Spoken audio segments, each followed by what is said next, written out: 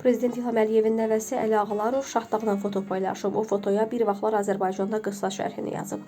Qeyd edək ki, Heydər Əliyev Fondunun vitse-prezidenti, İdeya İctimai Birliyinin təsisçisi və rəhbəri Leyla Əliyevanın oğludur.